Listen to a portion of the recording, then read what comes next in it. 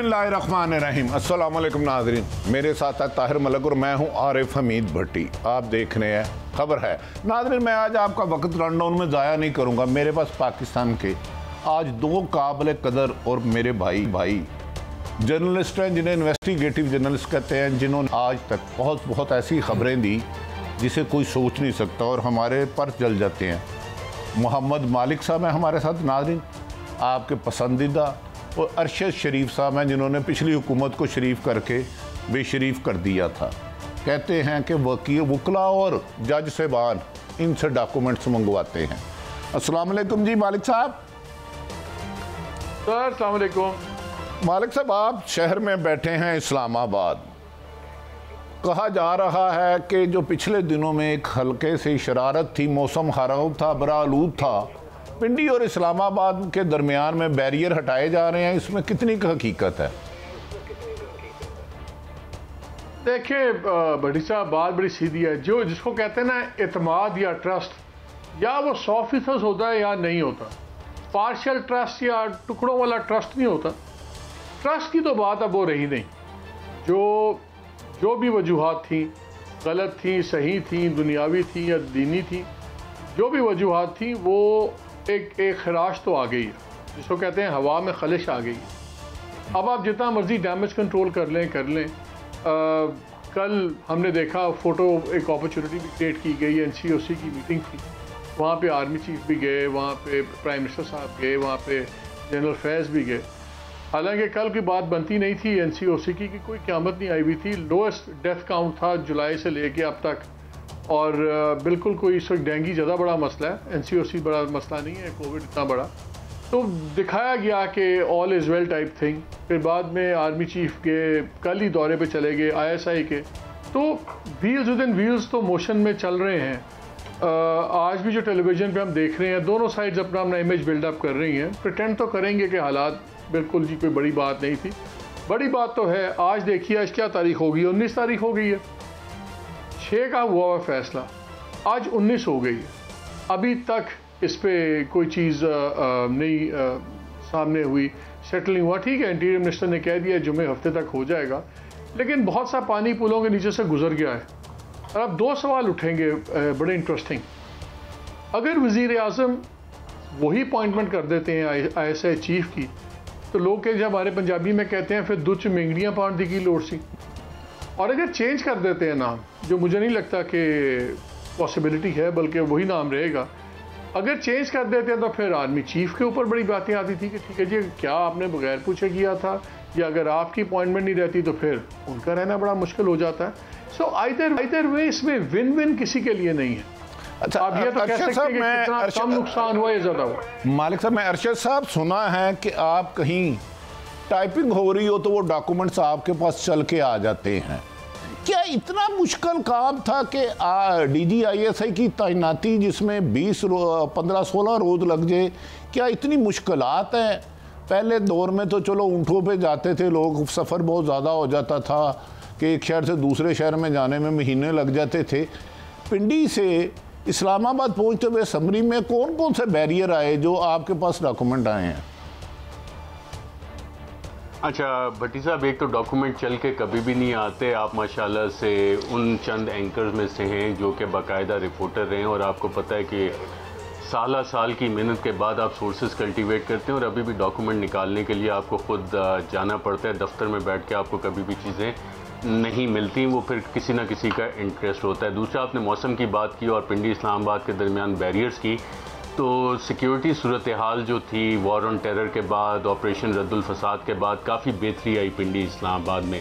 एक वो दौर भी था जब काफ़ी ज़्यादा सिक्योरिटी बैरियर्स होते थे, और फिर जनरल कियानी का अगर फर्स्ट कमांड कम्युनिके आप उठा के देखें, और उसके बाद से एक जो सिलसिला आप देखते हैं कि मुल्क में कदरे बेहतरी आई, और पिंडी इस्लामाबाद के दरमियान वाकई बैरियर्स होते थे, सिक्योरिटी बैरियर्स काफ़ी होते थे, वो सब तमाम के तमाम रिमूव हो चुके हैं। और इस वक्त अनलेस के कोई स्पेशल ओकेजन हो, उसके अलावा बैरियर्स नहीं आते। जहाँ दूसरी आपने बात की कि जिस समरी को इतना टाइम क्यों लगा, तो बाकायदा तौर पे कल ये इतलात आई, आपने भी, आपके चैनल पे भी चली, और बतौर प्रेसिडेंट आपने वो ख़बरें क्लियर भी की कि जनाब वज़ारत दिफ़ा ने समरी भेज दी है वज़ीर आज़म पाकिस्तान को। तो एक लीगल प्रोसेस है जिस किताब को आप कहते हैं कि आईन पाकिस्तान में बड़ा वाज़ेह है कि वफाकी हुकूमत आर्टिकल 90 और 91 के तहत किसके क्या इख्तियारात हैं। फिर आर्टिकल 243 उसमें बड़ा वेल डिफाइंड है कि सुप्रीम कमांड किसके पास है आर्म फोर्सेस की, जो प्रेसिडेंट ऑफ पाकिस्तान के पास है। और प्रेसिडेंट ऑफ पाकिस्तान कैसे काम करता है, वो आर्टिकल 48 के तहत काम करता है। और हुकूमत पाकिस्तान कैसे काम करती है, वो रूल्स ऑफ बिज़नेस के तहत काम करती है। और रूल्स ऑफ बिज़नेस में हर डिवीज़न, हर मिनिस्ट्री का एक बाकायदा तरीक़ाकार दिया गया है। तो अगर हुकूमत पाकिस्तान और अफवाज पाकिस्तान और आर्मी चीफ, आपको याद होगा एक दफ़ा नहीं मुतअद्दद बार ये बात कह चुके हैं कि अगर पाकिस्तान ने आगे जाना है, अगर इस मुल्क ने तरक्की करनी है, तो हम सबको कानून को फॉलो करना होगा। उन्होंने ये बात भी आपको याद होगा कही थी कि जनाब कोई भी शख्स इदारों से बड़ा नहीं होता, कोई भी इदारा मुल्क से बड़ा नहीं होता। अच्छा, मैं अरशद साहब आपको रोकूंगा, इसके बाद मलिक साहब बेताब है। एक तो आप यकीनन सही फरमा रहे हैं, कानून, रूल ऑफ लॉ, आइन। इससे पहले फैद हमीद साहब की कितने दिन रुकी, आसम मुनीर साहब की कितने दिन रुकी, और इससे पहले जो तबादले होते रहे, आइन और कानून सिर्फ इसी समरी में आना था कि इससे पहले भी था कि कोई नया अमेंडमेंट तो नहीं हुई 3-4 दिन पहले? आपका बहुत अच्छा सवाल है और ये एक बड़ा जेन्युइन सवाल है जो कि उठाया भी जा रहा है। जो अपॉइंटमेंट्स का तरीका है, अगर आप चेक कर लें और आपके ज़राए, आपकी चिड़िया जो है पिंडी इस्लामाबाद में कोई भी मूवमेंट होती है तो आरिफ भट्टी को पहले पता लग जाता है। तो जब नेवल चीफ की अपॉइंटमेंट होनी थी तो उस वक्त भी वज़ीर आज़म ने 3 प्रोस्पेक्टिव कैंडिडेट्स के साथ बाकायदा तौर पर मुलाकात की थी। और मैंने दोबारा ये चेक किया है वज़ीर आज़म हाउस के ज़राए से, उन्होंने ये बात कन्फर्म की। जब chief of the air staff की अपॉइंटमेंट होनी थी तो उस वक्त भी उन्होंने 3 प्रोस्पेक्टिव कैंडिडेट्स के साथ मुलाकात की। जब मिलिट्री सेक्रेटरी की अपॉइंटमेंट की इशू था उस वक्त भी उन्होंने प्रोस्पेक्टिव जो कैंडिडेट्स थे उनके इंटरव्यू किया और पूरा प्रोसेस उस हवाले से फॉलो भी हुआ था। अब आपने बात की कि आपने बाकायदा तौर पे एक पर्टिकुलर नाम लिया, लेफ्टिनेंट फैज़ हमीद, जो इनकमेंट DG ISI हैं, जिनकी बहुत सारी खिदमात भी हैं। और मैंने एक और नाम भी लिया उनसे पहले, जिन्हें शायद टेन्योर से पहले तब्दील कर दिया गया था, बिल्कुल, मुझे पता नहीं। आसिम मुनीर, एग्जैक्टली, लेफ्टिनेंट आसिम मुनीर साहब जो DGMI रहे, DGMI के बाद DG ISI भी रहे, कोर कमांडर गुजरांवाला और अब क्वार्टर मास्टर जनरल हैं, और उनकी अपॉइंटमेंट भी हुई थी बतौर DG ISI। तो ये वो चीज़ें हैं जिस पे कि यकीनन आपका बड़ा वैलिड सवाल है कि उस पर क्या कानून खामोश था। तो इस पे अगर वज़ीर आज़म हाउस से वर्जन लें तो मज़ीद चीज़ें वाज़ेह हो सकती हैं। लेकिन इस सारे मामले से हट के, क्योंकि आप माशाल्लाह एक क्राइम रिपोर्टर भी रहे हैं, मैं आपसे एक सवाल कर लेता हूँ, और आपने ऐसे मुतअद्दद केसेस कवर किए होंगे क्राइम रिपोर्टर, इस चीज़ से टोटली हट के जिसका इस चीज़ से ताल्लुक़ नहीं है। एक चोर चोरी करता है, 1 चोरी, 2 चोरी, डकैतियाँ डालता है कि कत्ल कर देता है, बहुत बड़ा बदमाश बन जाता है। और फिर एक दिन आपके जो पुलिस वाले दोस्त हैं वो जाग जाते हैं और वो कहते हैं यार अब जो है ना बहुत हो गई और यहाँ पे हमने लाइन ड्रॉ करनी। और फिर जब कानून जागता है तो कानून के लंबे हाथ जो हैं, आपने बतौर क्राइम रिपोर्टर ऐसी यकीनन बहुत सी स्टोरीज कवर की होंगी, तो इसीलिए कहा जाता है कि जो कानून के लंबे हाथ हैं वो इवेंचुअली वन वे और नदर आप तक पहुँच जाते हैं। अच्छा, मैं इसके बाद मलिक साहब आएंगे, अमूमन जब चोर पकड़ा जाता है। नहीं, बतौर अब एक से एक भट्टी साहब, अब भागे ना, बतौर क्राइम रिपोर्टर आप बताएं, आपने इस तरह के मुतअद्दिद केसेस कवर किए कि नहीं किए? मैंने भी आपने बहुत, मैं वही अर्ज कर रहा हूँ। मेरा आपको बताने का पहले मतलब ये था कि अल्लाह के करम से आपके पास डॉक्यूमेंट्स आते हैं, आप बिला वजह खबर नहीं देते, आपकी रसाई एक जर्नलिस्ट पे एक टाइम आता है। सिर्फ मेरी गुजारिश है, मैंने ऐसे मुल्ज़मान को तो देखे हैं लेकिन मैंने मुनसिफों को दूसरी तरफ चोरी का आर्डर देते हुए नहीं देखा। खैर मलिक साहब, आपका कोई सवाल? मालिक, मैं ज़रा आपके एक्सपीरियंस से एक चीज़ ज़रा डिस्कस करना चाह रहा हूँ। पहले मैं I would like to give my understanding. मेरी अंडरस्टैंडिंग है कि पाकिस्तानी पॉलिटिक्स में कोई लोग या वोट इतने मैटर नहीं करते। यहाँ पे हमारी सियासी कल्चर में पिंडी इस्लामाबाद के रिलेशन बड़े अहम हैं। तो मेरा आपसे सवाल है कि 3.5 साल के बाद ये जो आपने एक थोड़ा सा एक लिंक बताया कि 3.5 साल में पिंडी इस्लामाबाद में जो हो रहा है, ये do you see this is an opportunity for Pakistani politics opposition? देखिए, पाकिस्तानी पॉलिटिक्स 3 साल अपोजिशन के लिए मैं पूछ रहा हूँ कि अपोजिशन के लिए क्या ये अपॉर्चुनिटी है कि वो इमरान को हिट कर सकते हैं इस कंडीशंस में? बात यह है मलिक साहब, अपॉर्चुनिटी तब होती है अगर आपकी गेम प्लान क्लियर हो। अनफॉर्चुनेटली अपोजिशन भी यहाँ कोई नेशनल पॉलिटिक्स तो नहीं कर रही, हर कोई सेल्फ सर्वाइवल की पॉलिटिक्स कर रहा है। PMLN की हर बात ख़त्म होती है कि मरियम को क्लियरेंस मिल जाए, मियाँ साहब के केसेस ख़त्म हो जाएं, और शायद शहबाज फैमिली के भी केसेस ख़त्म हो जाए, ना भी हो तो उनको फ़र्क नहीं पड़ता, वो अपनी का कर रहे हैं। पीपल्स पार्टी वाले अपनी प्रोटेक्शन कर रहे हैं। मौलाना फजल रहमान अपने और अपने भाइयों के केसेस ख़त्म करना चाहते हैं, रेलिवेंस चाहते हैं। इनमें से पॉलिटिक्स कर कौन रहा है? ये सारे अपने अपने खानवादों की कर रहे हैं गेम। PMLN के अंदर अपना विरासत का ऐसा झगड़ा चल रहा है। एडवांटेज लेने के लिए एक क्लियर गेम प्लान वो तो होना चाहिए। और मैं दूसरी एक बात, पहले ये अरशद और बात कर रहे थे भट्टी साहब, मुझे तो वो मरहूम पीर पगाड़ा याद आ गए, कुत्ता बिल्ली, काली बिल्ली, सफ़ेद खरगोश। खुल के बात करें, सीधी बात करें, कौन चोर है कौन डकैत है, ताकि हमें भी समझ आए कि क्या बात है क्या नहीं है। मुझे तो नहीं समझ आई सारी बात की कि किसने क्या किया, कौन कानून कौन क्रिमिनल था। अगर इस सारे इशू में कोई क्रिमिनलिटी हुई है, हमें चाहिए हम खुल के बात करें क्या क्रिमिनलिटी हुई है। देखें, 2-3 सवाल उठते हैं। जिस दिन अपॉइंटमेंट्स अनाउंस हुई, पहले कोर कमांडर्स की अपॉइंटमेंट अनाउंस हुई, सुबह प्राइम मिनिस्टर की और आर्मी चीफ की मुलाकात हुई, फिर 2-3 घंटे के गैप के बाद DGISI की अपॉइंटमेंट आई। ये बड़ा अनबिलीवेबल मुझे लगता है कि प्राइम मिनिस्टर से और इन्होंने कैटेगोरिकली बात ना की हो और ये बात किए बगैर आर्मी चीफ कर दे। माजी में ये भी होता रहा है कि आर्मी चीफ और प्राइम मिनिस्टर एग्री कर गए और अनाउंसमेंट्स होगी, पेपर वर्क फॉलो लेटर किया, पेपर वर्क केम लेटर। ये नहीं हुआ कि पहले समरी की उसके बाद अनाउंस किया। इस लेवल के ऊपर जब एक बार अंडरस्टैंडिंग हो जाती है, कहीं ना कहीं तो चेंज ऑफ हार्ट हुआ है। किसका हुआ है वो नहीं। और दूसरी बात, इस्लामाबाद में ये भी बात चल रही थी कि जी क्या बाजवा साहब को 2 साल और मिलेंगे कि नहीं मिलेंगे, 64 साल की उम्र वाली बात है। मैं एक सवाल करता हूँ आप सबसे भी, बिकॉज मेरे पास का जवाब नहीं है, अरशद भी है, कि अगर एक आर्मी चीफ, इन्होंने आमिर डोगर से खबर निकलवाई कि जी हमें वज़ीर आज़म ने बताया कि मैं चाहता था कि जनरल फैज़ जौहरी हैं 6 माह और रहें DGISI, क्योंकि अफगानिस्तान की सिचुएशन बड़ी इवॉल्व कर रही है। नॉर्मल हालात में एक आर्मी चीफ जिसको ये भी पता हो कि इमरान खान साहब की तबीयत कैसी है, उनको ना सुनने की आदत नहीं है, वो रिएक्ट करने वाले आदमी है, सब कुछ है, वो क्यों नहीं बढ़ाएंगे उसको? 6 महीने क्यों नहीं डिले कर देंगे? कोई समझ नहीं आती कि उस पर जिद लगाने वाली क्या बात थी। अनलेस दे वो सम अदर इशू। तो अगर एक आर्मी चीफ जिसका अपना फ्यूचर भी लिंक्ड हो एक वज़ीर आज़म से, अगर उसके वो एक कहने ऑर्डर को रिजेक्ट करता है और जिद करता है कि नहीं हमने चेंजेस अभी करनी है, तो कहीं ना कहीं तो कोई खाना फिट नहीं हो रहा मेरे नज़दीक। इसका मतलब है कि कोई और वजह भी होगी। मेरा ख्याल है कि शायद army chief could not afford saying yes to the prime minister. ये बातें बाद में निकलती हैं, क्या निकलती हैं, लेकिन अच्छा मालिक साहब आपने बड़ी अच्छी बातें की और माशाल्लाह आज मेरा भाई अरशद शरीफ हमें आइन और कानून के मुताबिक जो हुकूमत कर रहे हैं हम इनसे सीखते हैं, मेरे तो लव है ये।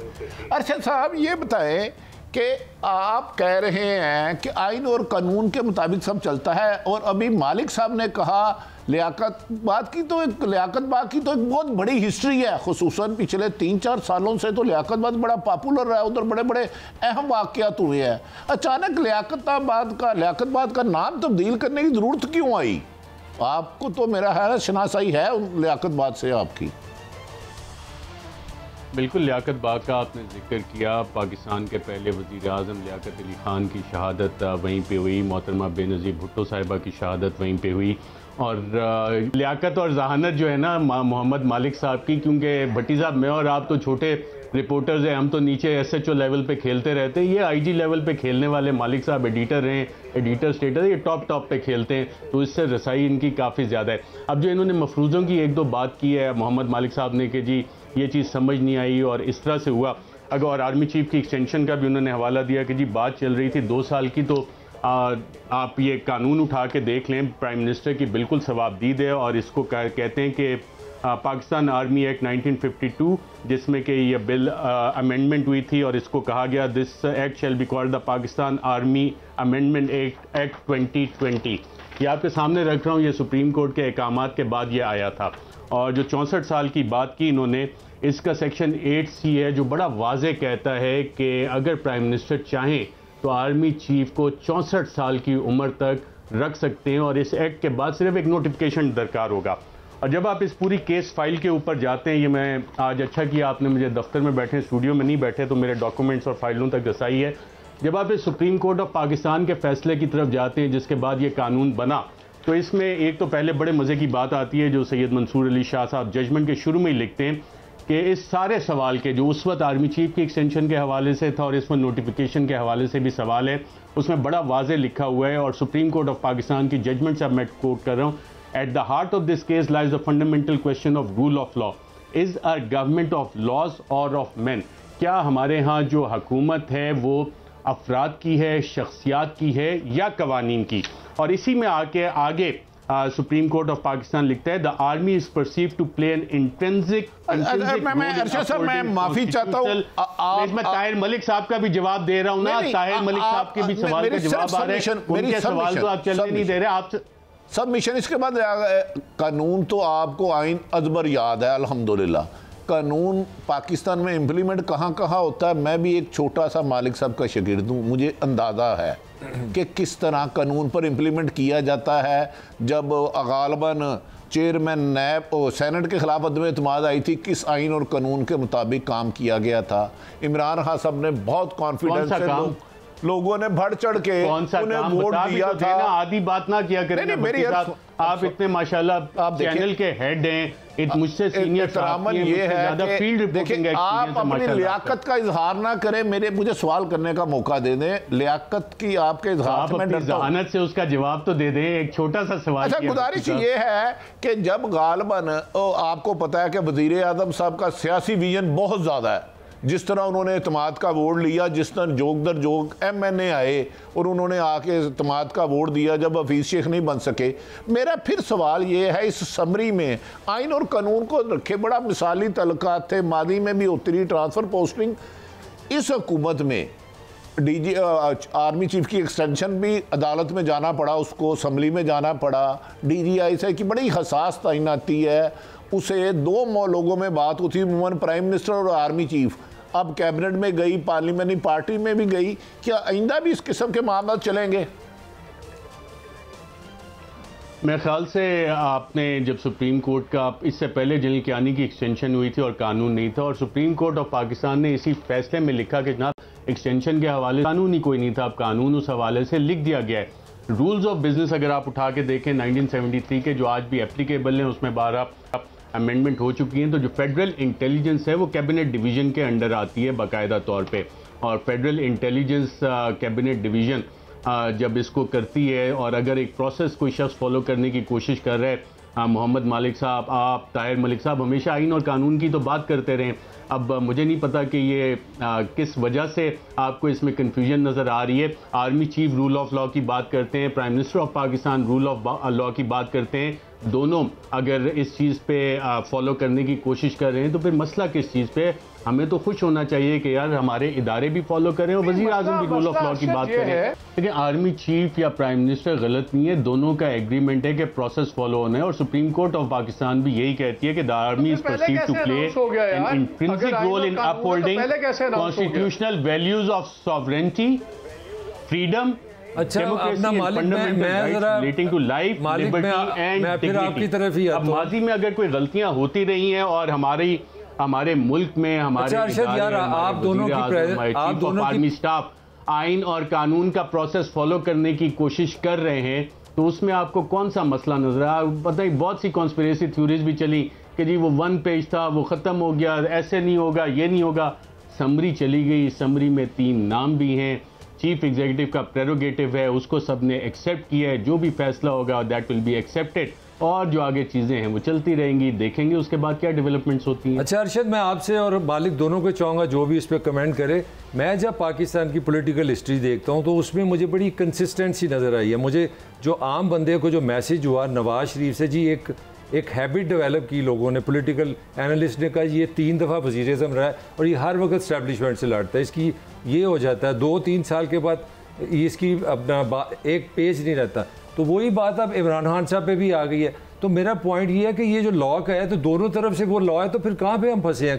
कहाँ पे टेक्निकली ऐसा इशू है कि जहाँ के मालिक साहब भी इसका जवाब, मालिक साहब तो जवाब देने की ज़्यादा बेहतर पोजीशन में, क्योंकि इन्हें काफ़ी करीब से पता है कि किस तरह से नून लीग की हुकूमत काम कर रही थी। इमरान खान साहब जब आए थे उन्होंने एक बात बड़ी वाज़ेह की थी कि हम नया पाकिस्तान बनाएंगे, नया पाकिस्तान में पुराने पाकिस्तान की मिसालें शायद उतनी रेलिवेंट या वैलिड नहीं रहेंगी, और जो पुरानी तारीखी लेंस से आप मौजूदा नए पाकिस्तान मालिक साहब आप जवाब दें। आज अरशद शरीफ साहब तो हमारे साथ शरारत करने के मूड में हैं, हालांकि नए पाकिस्तान में शायद साहब देखें जो आपके पास आईनी बुक है ना, नए पाकिस्तान में अभी उसमें अमेंडमेंट नहीं हुई।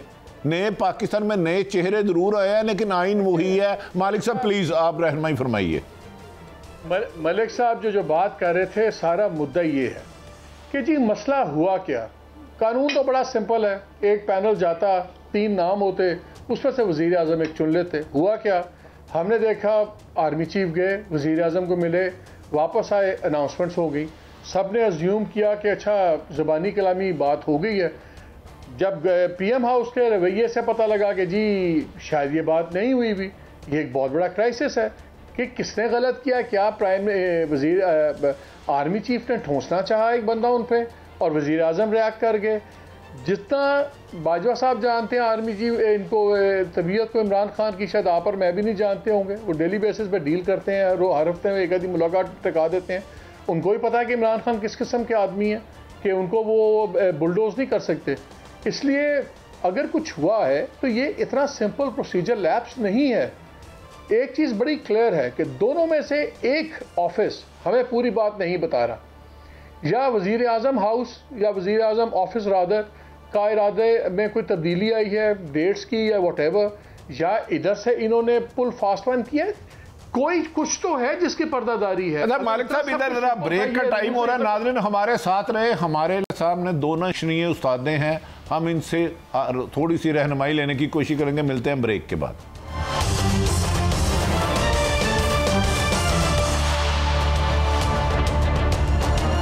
वेलकम बैक नाज़रीन। अच्छा अरशद साहब मैं आपकी तरफ आता हूँ। यकीनन आइन और कानून को फॉलो होना चाहिए, इसमें तो इबहाम ही कोई नहीं रहा। जब कोई बात छुपाई जाती है तो जर्नलिस्ट उसकी जुस्तजू के लिए लग जा रहा है कि फैक्ट्स क्यों छुपाए जा रहे हैं। जैसे मालिक साहब ने फरमाया आर्मी चीफ का एक राइट था वो 3 आदमियों की समरी भेजे, आगे प्राइम मिनिस्टर का राइट था उसे एक्सेप्ट करे।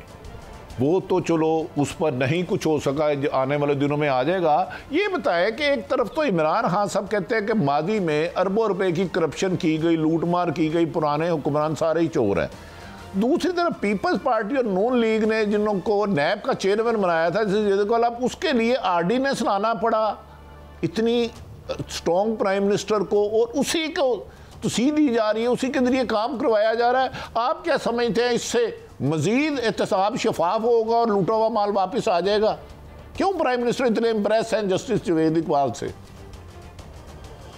देखिए, एक तो मुझे नहीं पता प्राइम मिनिस्टर क्यों उनसे इतने इम्प्रेस हैं या नहीं, लेकिन जस्टिस जावेद इकबाल साहब ने रिकवरीज जो हैं पिछले 3 साल में रिकॉर्ड रिकवरीज की हैं। 523 बिलियन की फिगर नैब ऑफिशियली बताता है। हाँ, जब ये सवाल आ जाता है कि यार पाकिस्तान में कोई और शख्सियत नहीं है, तो वहाँ ये सवाल बिल्कुल वैलिड आता है कि एक ऑर्डिनेंस के ज़रिए और फिर जो प्रोसेस एक दिया हुआ है कि चेयरमैन नैब की अपॉइंटमेंट में कंसल्टेशन है with the leader of the opposition, तो वो कंसल्टेशन का प्रोसेस इस हुकूमत का कंटिन्यू नहीं हुआ, और उसमें जो हुकूमती हल्के हैं वो कहते हैं कि जी जो एक वॉइड है, जो वैक्यूम है लॉ में, उस वजह से अगर कंसल्टेशन मुकम्मल नहीं होती तो हुकूमत ये समझती है कि जनाब जो मौजूदा चेयरमैन है वो कंटिन्यू कर सकते हैं। लेकिन इसकी फाइनल इंटरप्रिटेशन अगर अपोजिशन इसको चैलेंज करती है आला अदालतों में, तो सुप्रीम कोर्ट ऑफ पाकिस्तान इस पे पहले भी माजी में बहुत से फैसले दे चुकी है, और इस केस में भी अगर वो सारे प्रेसिडेंट्स उसी तरह से फॉलो होते हैं, लीगल प्रेसिडेंट्स,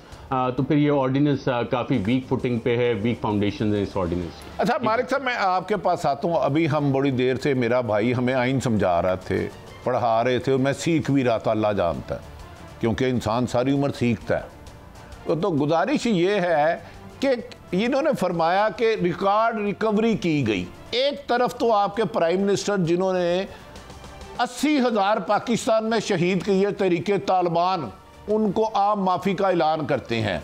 दूसरी दफ़ा जिस असम्बली ने उन्हें प्राइम मिनिस्टर ऑफ पाकिस्तान बनाया, उसी असम्बली ने शहबाज शरीफ को अपोजिशन लीडर बनाया। उनसे बात करना पसंद नहीं करते।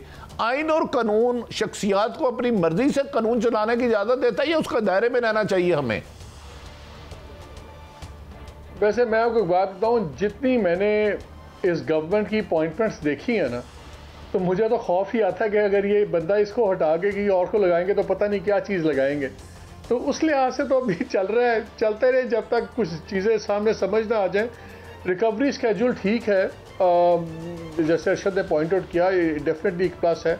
और आप कंपेयर करते हैं लास्ट चेयरमैन जो नैब थे उनके मुकाबले में देखें तो परफॉर्मेंस बहुत अच्छी है। लेकिन टू बी वेरी ऑनेस्ट कि हर वक्त कोई ना कोई बंदा होता है जो रिप्लेस कर सकता है, लेकिन अभी तक जितनी हमने अपॉइंटमेंट्स देखी हैं फ्रैंकली खान साहब की गवर्नमेंट की, तो फिर तो मेरी कोई उम्मीद इतनी जवान नहीं रहती। नहीं मालिक साहब, फिर मैं एक सेकंड मैं अपने दोस्त मलिक ताहिर से माफी मांग के, इलेक्शन कमीशन को आप कहते हैं जला दो। इलेक्शन कमीशन एक आईनी अदारा है। चेयरमैन नैब पे आप रूल ऑफ लॉ नहीं पसंद करते। अब मेरी समझ में नहीं आ रहा, कल को किसी और तैनाती पर अगर सूरज ग्रहण या चांद ग्रहण आ गया तो फिर फैसले कैसे होंगे? देखिए, बदकिस्मती की बात है, आप उनको भी जानते हैं जो जलाने चले हुए थे, उनका अपना माजी भी सबके सामने है, तो इंसान को सोच समझ के बात करनी चाहिए। बात यह है भट्टी साहब, यहाँ हर बंदा अपने इदारे से बड़ा है, हर बंदा अपने ऑफिस से बड़ा है, वो कुछ भी हो, चाहे वो जुडिशरी में है, चाहे गवर्नमेंट में है, चाहे वो पॉलिटिक्स में है या जर्नैल है, हर कोई अपने आप को अपने दफ्तर से बड़ा समझता है और दूसरे को नीचा समझता है। ये अनफॉर्चुनेट रियलिटी है।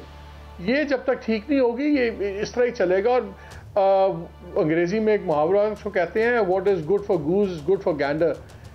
हम चाहते हैं हमारे लिए कानून और है, दूसरों के लिए, और जो खासा बार बार कहते हैं रियासत मदीना, यहाँ पे आप देख लें टोटल ट्रीटमेंट और है। अगर पेंडोरा पेपर्स आए तो क्योंकि अफोर्ड नहीं करते थे, इनकी हिम्मत नहीं पड़ी किसी की कि मोहम्मद सलाई को कहना ज़रा 2 दिन घर बैठे सस्पेंड करें। अच्छा मालिक, मैं आप दोनों की इंफॉर्मेशन बढ़ाना चाह रहा हूँ। आप इस्लामाबाद रहे हैं तो मुझे लगा आप दोनों को पंजाब पुलिस के टैलेंट का पता ही नहीं है। मैं आप दोनों की अच्छी इन्फॉर्मेशन के लिए एक चैलेंज करने लगा हूँ।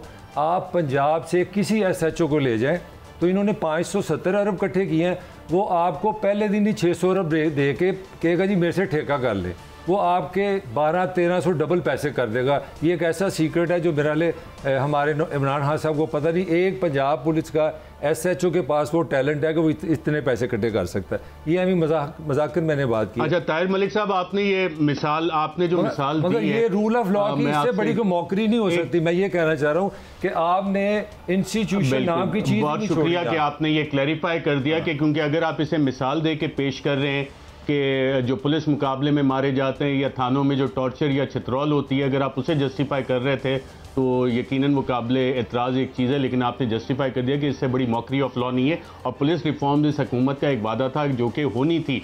नासिर दुरानी साहब इसीलिए छोड़ के गए जो कि KPK में उनको लेके इस वजह से आए थे, और भट्टी साहब की उनसे बहुत अच्छी दोस्ती भी थी। उन्हें सारा पता भी है कि नासिर दुरानी साहब ने इस्तीफ़ा किस फ्रस्ट्रेशन में आके दिया, किस नाउमीदी की वजह से उन्होंने दिया कि उस पंजाब पुलिस को जो रिफॉर्म करना था वो पिछले 3 साल में एक कानूनी तरीके से रिफॉर्म का प्रोसेस नहीं हो सका पंजाब में शुरू। अच्छा चले थोड़ा सा यही चाहते हैं जो ताहिर मलिक साहब मिसाल दे रहे हैं। अरशद और अपना मालिक, मैं चाह रहा हूँ थोड़ा अभी हैं जो मैंने पहले सवाल किया था, शायद मैं सवाल सी नहीं कर सका। मेरा जो पॉइंट है जो मुझे लगा, खुद अपना मेरा भी एक्सपीरियंस है कि हमारी अपोजिशन को कोई ना कोई हेल्प कहीं से आती है, कोई एनर्जी मिलती है, लगता है अंदर तो हमारे नहीं है, कोई अपना ना कोई विजन है ना कोई सियासत है। मैं साथ अपना क्रिटिसिज्म भी दे रहा हूँ, कमेंट भी दे रहा हूँ। तो एकदम यहाँ पे जो 3 साल से मैं देख रहा हूँ कि वो हमने बचपन में पढ़ा था कि कनाडा में एक रीच है, वो 6 महीने सो जाता है, फिर खाना खाता है, फिर 6 महीने जागता है। ये जो हमारी अपोजिशन है एकदम बड़ी दिलेर हो जाती है, एकदम ये जर्नैलों के नाम लेना शुरू कर देती है, एकदम रूल ऑफ लॉ आ जाता है, एकदम पाकिस्तान आ जाता है, कॉन्स्टिट्यूशन आता है, फिर 15 दिन खामोश हो जाते हैं। तो ये जो रिसेंटली जो एनर्जी आई है, इसके पीछे जो रिसेंट कॉन्फ्लिक्ट जिसको आप डिस्कस कर रहे हैं, क्या पीछे सचमुच वो है, कोई आशीर्वाद है कि ये कोई दानिश्वरी आई है? ये क्या है, मुझे ये नहीं समझ आ रही। जी आप मालिक आप बता दें। देखिए, लिटिल बिट ऑफ बोथ। बात यह है कि सबसे बड़ी स्ट्रेंथ इमरान खान की क्या थी, जो आपने शुरू में कहा कि एक आर्मी और इस्टेब्लिशमेंट की रियलिटी है पाकिस्तान की सियासत में अभी तक है, और वो इसलिए है सबसे ज़्यादा, वो फ़ौज की ताकत से ज़्यादा पॉलिटिकल पार्टीज़ की अपनी कमज़ोरियाँ हैं, क्योंकि आपकी पॉलिटिकल पार्टीज़ नहीं हैं, आपके पॉलिटिकल ख़ानदान हैं। ये अमेरिका की कोई डेमोक्रेट्स या वो नहीं है जी, आपको पता ही नहीं होता कि अचानक बराक ओबामा एक में कैंडिडेट निकल आता है, एक में हिलरी क्लिंटन निकल आती है। यहाँ पे ये नहीं है, आपको पता है मियाँ साहब हैं, मियाँ साहब के बाद या शहबाज साहब हैं या मरियम है, मरियम के बाद या जुनेद होगा या शहबाज हमजा होगा, इसी तरह ANP है, इसी तरह पीपल्स पार्टी है, भुट्टो के बाद भुट्टो। इसलिए यहाँ पे पॉलिटिकल कल्चर नहीं है, और जहाँ फैमिलीज होंगी वहाँ फैमिली इंटरेस्ट होंगे, जहाँ फैमिली इंटरेस्ट होंगे वही उनकी कमज़ोरी होंगी और वही एक्सप्लॉइट होंगे। और यही होता है, इस्टेब्लिशमेंट, सिक्योरिटी इस्टेब्लिशमेंट, दूसरे इंटेलिजेंस, इन्हीं की कमज़ोरियाँ और इनके लालचों से वो एक्सप्लॉइट होते हैं और फिर ये हमेशा कॉम्प्रोमाइज़ रहते हैं। इसलिए फ़ौज या इंटेलिजेंस से ज़्यादा, ताकत से ज़्यादा इनकी अपनी कमज़ोरी है। बिल्कुल यहाँ पे इमरान खान आए, इमरान खान की सबसे बड़ी ताकत क्या थी कि जी हम एक पेज पे हैं। खुद वज़ीर आज़म बार बार कहते थे, बल्कि मुझे तो कई दोस्त हमारे दूसरी तरफ के कहते थे कि वज़ीर आज़म क्यों कहते हैं बार बार, यार मुफ्त में हमारे पे मलबा पड़ता है। खुद कहते थे, उनके वज़रा कहते हैं, अभी भी उनके वज़रा ने बयान दिए कि जी पाकिस्तान फ़ौज और हमारी गवर्नमेंट बिल्कुल एक पेज पे है। इन्होंने तो खुद पोलिटिसाइज़ किया हुआ आर्मी को। तो जब आपको एज एन ऑपोजिशन लगेगा कि उस पेज के अंदर एक रिफ्ट आ गई और पब्लिकली रिफ्ट आई है, एक पब्लिक एम्बेरसमेंट का इशू बना हुआ है, आप क्यों नहीं एक्टिवेट होंगे। जहाँ तक रही दूसरी बात, बिल्कुल ये बात कुछ है, क्योंकि मैं एक अनाउंसमेंट का आपका जिक्र कर सकता हूँ जो फजलुर रहमान साहब ने अनाउंसमेंट की थी। मैं अगर मालिक साहब, जब आप भी लाहौर के रहने वाले हैं, मैं भी, वो हम कभी कभार ना सांप का तमाशा देखना जाते थे, वो पटौरी में निकालता था, हम डर के भाग जाते थे। तो अभी आपके साथ एक अरशद शरीफ साहब बैठे हैं, इन्होंने जब किताब खोली ना, मैं कहा भाई नया अटैक आने लगा। अच्छा, गुजारिश ये है अरशद साहब आपसे सवाल, हम देखें, हम आपके वैसे ही चाहने वाले हैं। गुजारिश ये है कि एक तरफ अमेरिकन हाई अथॉरिटीज़ आके मोहतरमा मरियम नवाज साहबा से मिलती हैं, अलग शहबाज शरीफ साहब से मिलती हैं, PDM दोबारा मुतरक हो जाता है जो सोया होता है, और फिर वो बाकायदा रेगुलर कहते हैं कि मुल्क गिर एहतजाज होगा। और कहा यह जा रहा है, कहा कि नवंबर को शायद मौलाना फजलुर रहमान लॉन्ग मार्च करेंगे। आप इसमें क्या देखते हैं, इससे हुकूमत को कोई फ़र्क पड़ता है अपोजिशन के एहतजाज से?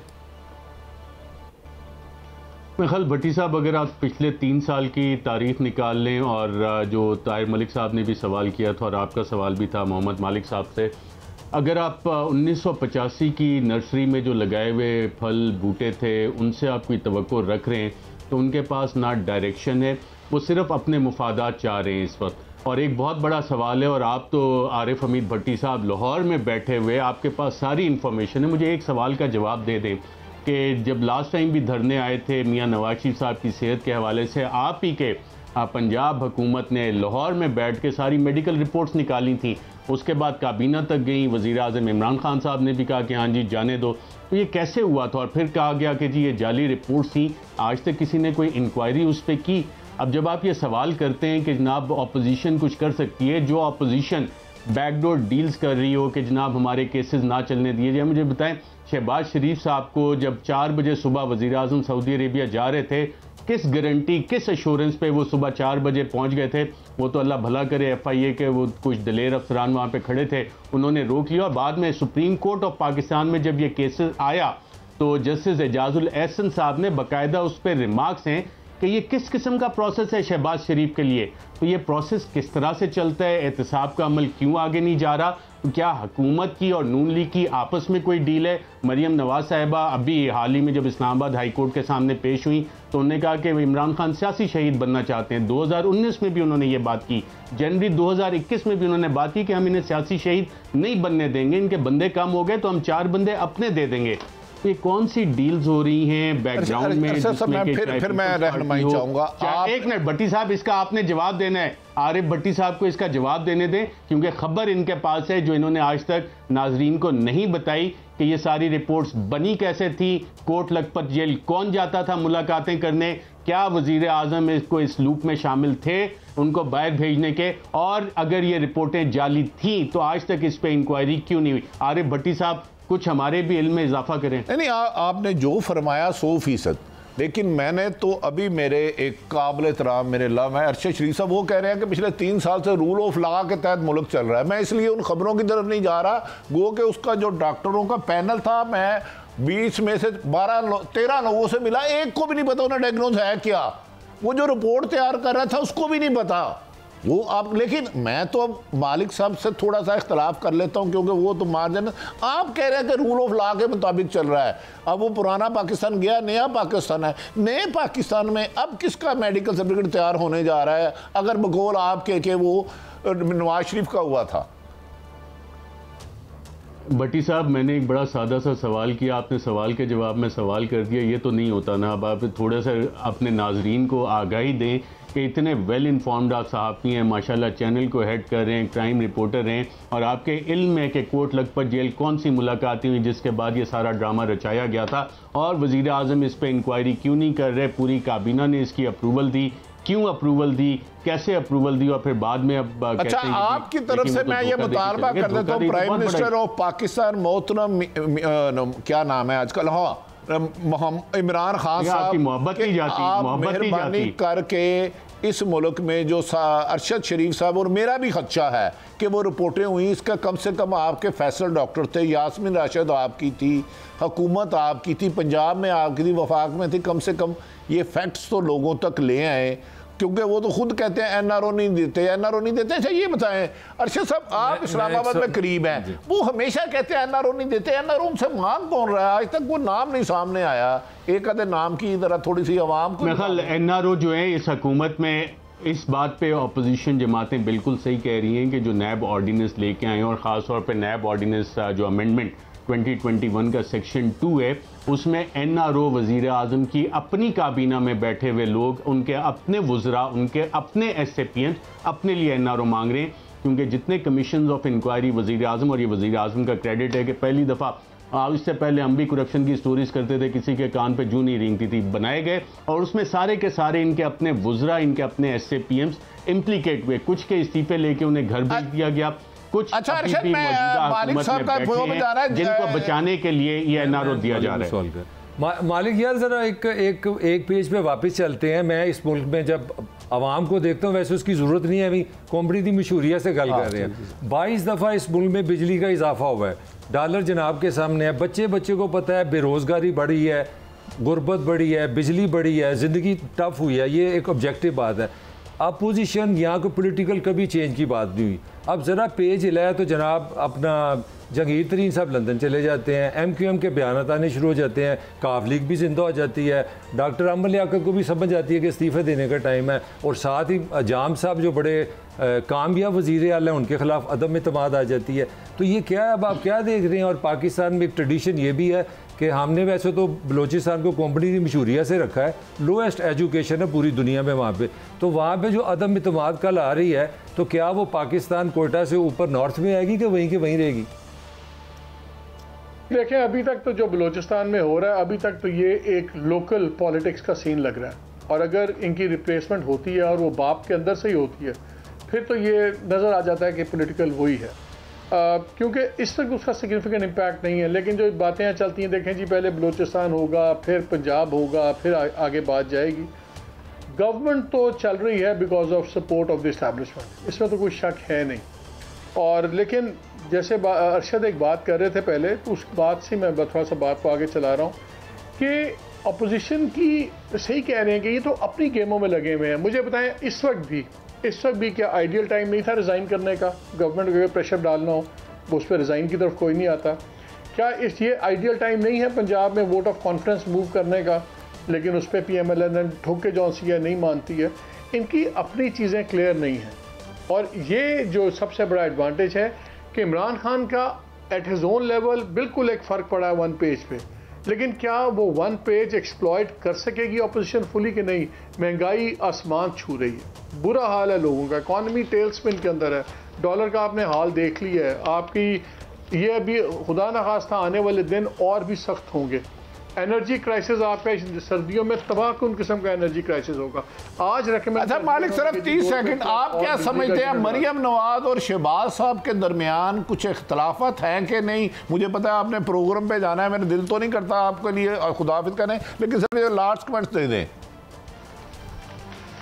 सर ये इख्तलाफ इन दोनों के दिलों में तो जो होगा असल फैसला नवाज शरीफ साहब को अपना दिमाग क्लियर करना है कि उन्होंने अपनी पार्टी के लिए फैसला दिल से करना है कि दिमाग से करना है। दिल से करते हैं तो मरियम जीतेंगी, दिमाग से करते हैं तो भाई जीतेगा। और इनकी सियासत भी शायद आगे चल पड़े ठीक तरीके से। ये फैसला मियाँ साहब का है, लेकिन तारीख बताती है कि बड़े बड़े हमने बादशाहतें और ख़ानदान गिरते देखे हैं जब बड़े बड़े सख्त फैसले। मालिक साहब बहुत शुक्रिया, आपने अपना कीमती वक्त दिया, बड़ी अच्छी गुफ्तगू। नाज़रीन हमारे साथ रहिएगा, ब्रेक के बाद अरशद शरीफ साहब होंगे और कोशिश करेंगे कि आज वो थोड़ा सा हमें थोड़ी सी इंफॉर्मेशन दें। ब्रेक के बाद मिलते हैं। वेलकम बैक नाज़रीन हमारे साथ हमारे हर दिल अजीज अरशद शरीफ साहब हैं, जिनकी इन्वेस्टिगेटिव स्टोरियाँ बैरून इंटरनेशनल मीडिया भी करता है। अच्छा अरशद साहब, इसके बाद आपके साथ बात करेंगे मलिक साहब मैं, क्योंकि वो बात कब कर सके। आपने फरमाया कि नैब ने बहुत ज़्यादा रिकवरी की, एक अच्छी खबर आपने सुनाई, और इस दौरान आपने इमरान खान की हुकूमत में 2-3 साबिक़ वज़ीर आज़म, सदर, लातदाद लोग पीपल्स पार्टी और नून लीग के रहे, इनसे कितनी रिकवरी हुई है? कोई थोड़ी सी अगर रहनुमाई फरमा दें लोगों को, क्योंकि आपसे तो लोग सीखते हैं।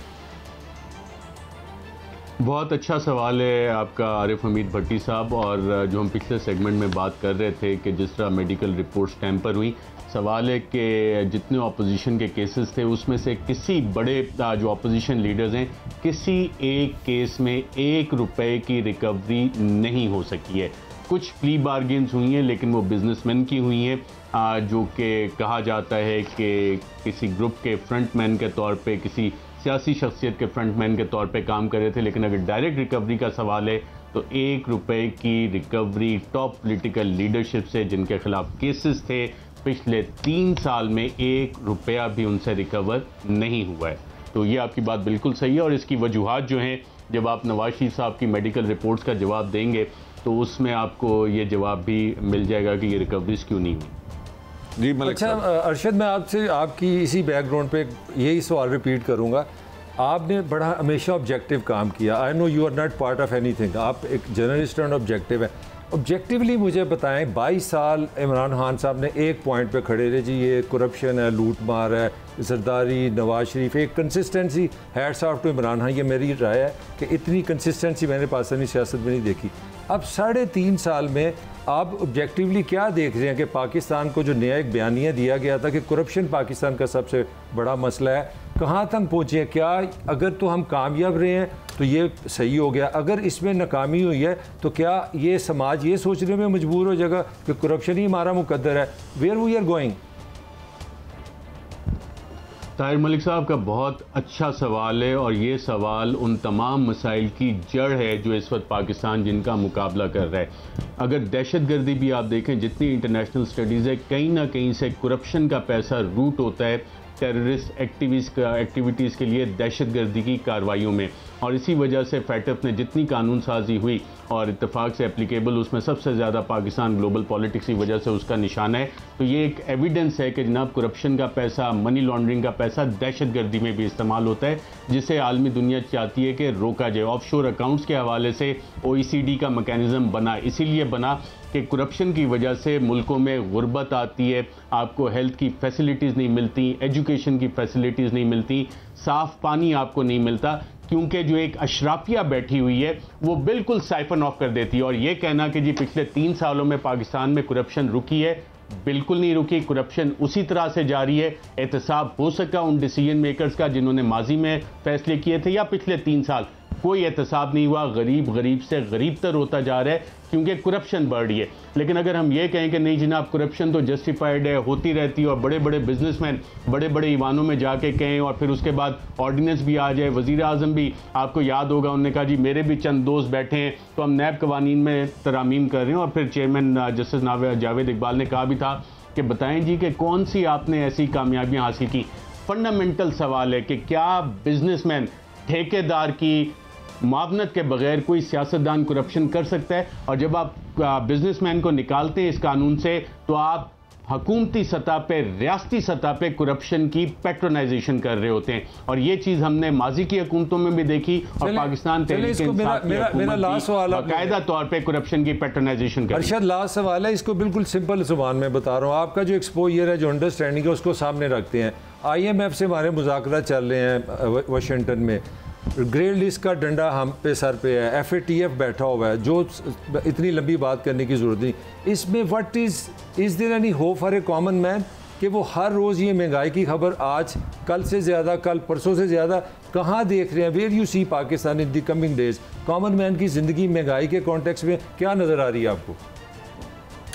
मैं बग़ैर किसी और इसमें थ्योरेटिकल बैकग्राउंड या रियलिस्टिक इंटरनेशनल सिनेरियो में जाए हुए आम आदमी के लिए ज़िंदगी, एक आम पाकिस्तानी के लिए ज़िंदगी अगले चंद माह में मज़ीद मुश्किल होगी। गैस की कीमतें मज़ीद बढ़ेंगी, बिजली की कीमतें मज़ीद बढ़ेंगी। इंटरनेशनल जो ऑयल प्राइसेस हैं इस वक्त, असद उमर साहब ने कल ख़ुद कहा कि जी अगले 5 माह मज़ीद आपको मुश्किलात का सामना करना पड़ेगा। तो ये वो फैक्टर्स हैं जिससे एक आम पाकिस्तानी यकीनन उसकी ज़िंदगी मज़ीद मुश्किल होगी, पाकिस्तान में गुर्बत में इजाफा होगा। और आज भी अगर आप पिछले साल का इकनॉमिक सर्वे निकाल के देखें जो हुकूमत पाकिस्तान ने बाकायदा जारी किया था, तो 38% पाकिस्तान के लोग, तकरीबन 40%, हर 10 में से 4 लोग जो ह्यूमन डेवलपमेंट पॉवर्टी इंडेक्स है उसकी सतह से नीचे हैं। और अगर आप इससे थोड़ा सा ऊपर चले जाएंगे, यार चलो थोड़ा सा बेहतर है, तो ये 60-70% बन जाती है आबादी। फिर आप मिडिल क्लास लगा लें, और जो अशराफिया है वो थोड़ी सी अशराफिया है जो बैठ के एक दूसरे के मुफादात पहले भी उसका दिफा कर रहे थे, आज भी कर रहे हैं। वही चेहरे आपको अच्छा, अरशद मैं बात करूंगा, एक आपने जो सबसे अहम बात की, एक आम पाकिस्तानी की जिंदगी मुश्किल बना रहे हैं। एक आम शहरी, आपने जैसे खुद फरमाया कि बिजली की कीमत आसमान को छू रही है, पेट्रोल की कीमत, गैस की कीमत, आटा, चीनी, गंदम, रोज़मर्रा इसमें बेपनाह इजाफा होता जा रहा है। दूसरी तरफ चले हम कह रहे हैं कि नैब अच्छा काम कर रहा है, एक मालम जप्पा केस था, BRT केस था, गंदम था, चीनी स्कैंडल था, इवन के गालबन आप इस्लामाबाद एक रिंग रोड था स्कैंडल जिसमें जुल्फी बुखारी साहब ने रिज़ाइन दिया था। क्या उसमें भी आइन और कानून के मुताबिक लोगों को कार्रवाई की गई? अगर ये ठीक है तो इमरान खान अगले 5 सालों बाद या जब भी इलेक्शन होता है क्या करप्शन के खिलाफ बयानियाँ लेके जाएंगे, मेरिट का लेके जाएंगे या रूल ऑफ लॉ आइन का लेके जाएंगे? देखिए, अगले इलेक्शन में जो भी बयानियाँ लेके जाएंगे वो तो सियासी जमात अपना खुद बनाएगी, लेकिन आपने बिल्कुल बजा फरमाया कि ये जितने सारे केसेस थे इसमें कोई प्रोग्रेस नहीं हुआ है, उन्हें पसे पुष्ट डाल दिया गया। लेकिन पाकिस्तान में होता क्या है, एक हुकूमत है वो पिछली हुकूमत का एहतसाब करती है और उसके बाद वाली हुकूमत पिछली हुकूमत का एहतसाब करती है। तो इसी उम्मीद पे देखते हैं कि शायद ये जितने केसेस हैं, अगर इस हुकूमत ने अपने दौर में इस पे इंक्वायरीज, इन्वेस्टिगेशन और केसेस फाइनलाइज नहीं किए तो ये केसेस ना सिर्फ वज़ीर आज़म पाकिस्तान इमरान खान पे बनेंगे, उनकी वफाकी काबीना पे बनेंगे, उनकी पंजाब के चीफ मिनिस्टर पे बनेंगे, पंजाब की काबीना, सूबाई काबीना पे ये तमाम केसेस बनेंगे जो कमीशन ऑफ इंक्वायरी एक अच्छा कदम था उठाया, लेकिन उस पर काम नहीं कर रहे, एक्शन नहीं ले रहे। IPPs के केस में बैकडोर डील्स स्ट्राइक की गई और जो 560 बिलियन अप्रॉक्सीमेटली एक्सेस पेमेंट्स थी उसे मुआहदे करके राइट ऑफ करके कि जी हम इसने सर्कुलर डेट कम करने के लिए काम कर रहे हैं, वो कानून उसकी इजाज़त नहीं देता था। आपने एक रास्ता निकाला और उसका जवाब जो बिलियंस आपने राइट ऑफ किए, जो कि आपकी काबीना में भी लोग बैठे हुए थे, आपके SAPMs थे, आपके बिजनेस के दोस्त थे जिसमें से चंद आपकी पार्टी को फंड भी करते थे। तो ये सवाल आपको आइंदा आके बिल्कुल हॉन्ट करेगा और ऐन मुमकिन है कि अगर कोई और हुकूमत आई तो वज़ीर आज़म इमरान खान समेत उनकी सूबाई और वफाकी काबीना पे ये मुकदमात बन सकते हैं। अरशद, बहुत शुक्रिया। नाज़रीन, हमने आपके सामने अरशद शरीफ मालिक और ताहिर मलिक साहब के तमाम हक़ाइक़, ऐसे सवालों के जवाब ढूंढने की कोशिश की। बज़ाहिर ऐसा लगता है कि इस मुल्क में गरीब आदमी के लिए कोई कानून नहीं, उसकी मुश्किलात में इजाफा हो रहा है। दूसरा, हमारे भाई अरशद शरीफ ने कहा हमारी ख्वाहिश है इस मुल्क में रूल ऑफ लॉ के मुताबिक मुल्क चलाया जाए और आम आदमियों को उसके समरात मिले। इंशाअल्लाह ताला कल मुलाकात होगी। इजाज़त दे, खुदा के सुपुर्द।